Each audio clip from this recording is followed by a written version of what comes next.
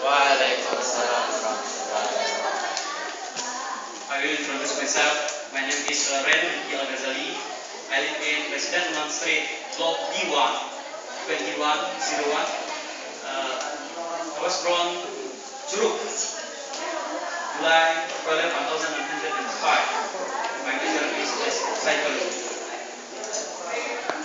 Baiklah rekan-rekan sekalian yang di hadapan saya, perkenalkan nama saya Reno Al-Ghazali.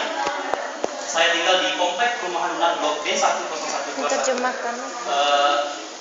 Saya lahir di Curug 12 Juli 1995. Baiklah rekan-rekan sekalian, saya akan mempresentasikan sebuah slide PowerPoint yang berjudul Peran Mahasiswa dalam Memberantas Nafza.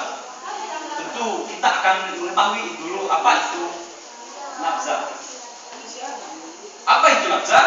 Nafza adalah narkotika, psikotropika, dan zat adiktif. Yang pertama adalah narkotika. Narkotika adalah zat yang berasal dari tanaman sintesis atau sintesis. Jadi zat ini mengandung kesadaran orang itu lupa kesadaran, bersemangat, orang yang menggunakan narkoba bersemangat, dan tentunya ketergantungan pada narkoba ini. Seperti contoh kita lihat di sini tanaman ganja. Ganja sekarang di Indonesia sangat banyak di tempat di pelosok-pelosok orang tanam ganja gitu kan. Semangat. Terus cara penggunaannya bagaimana? Udah siap interview. Cara penggunaannya ya diinstal, ini dipotong-potong seperti tembakau, dijemur, dimasukin di dalam kayak rokok gitu kan, diinstal. Selanjutnya adalah sabu-sabu. Ini sabu-sabu. Ini bentuk sabu-sabu. Sabu-sabu ini semacam dia putih tapi kristal gitu kan. Bentuk-bentuk kristal kecil gitu kan. Terus ini cara penggunaannya ini dihisap. Nomor berapa? 25. 24 Bisa kita lihat sendiri, dihisap kayak gini. Dan itu membuat kita nuplai gitu. Nah gitu kan, nuplai kayak gitu. Selanjutnya adalah psikotropika. Psikotropika ini adalah zat yang berbentuk pil. Ini semacam obat sih dari kedokteran juga. Tapi masyarakat sekarang ini menyalahgunakan obat ini. Terkadang masyarakat ingin berobat, dia mau happy gitu, dia mau senang-senang gitu kan. Tapi salah guna obat. Obatnya apa? Ekstasi dimakan. Ekstasi. Ini ekstasi contoh obat boleh digunakan, tetapi ada lisensi dari dokter, ada Permenkesnya. Cara penggunaannya ya ini. Bisa dengan obat dilarutkan dan dimasukkan dalam suntikan dan dimasukkan ke bagian ini.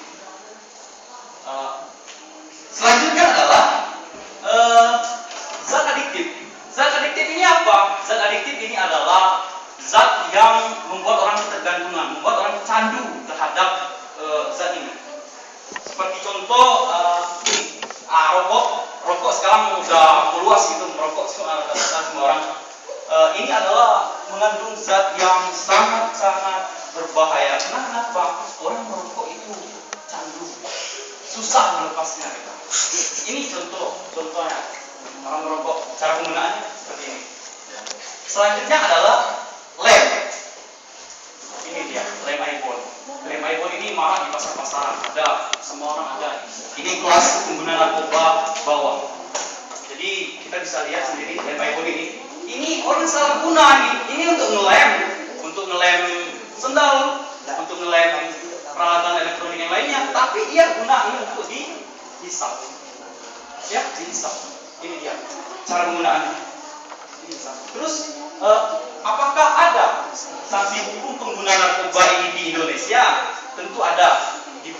Di Undang-Undang Nomor 22 Tahun 1997 Pasal 82 yang berbunyi barang siapa yang menanam, yang menyimpan dan yang menggunakan narkoba, dia akan dikenakan atau dipenjara selama 20 tahun atau denda paling besar itu sebesar 500 juta. Dan pasal 72 Undang-Undang Nomor 22 Tahun 1999 1997 yang berbunyi bahwa barang siapa yang mengekspor narkoba, Udah tuh dah. Langsung. dia akan tidak pidana Actingnya nanti di dalam. selama seumur hidup, atau paling lama dia dipidana itu 20 tahun. Kak Ada kurang nanti. pembayarannya atau denda 1 miliar. Bisa kak.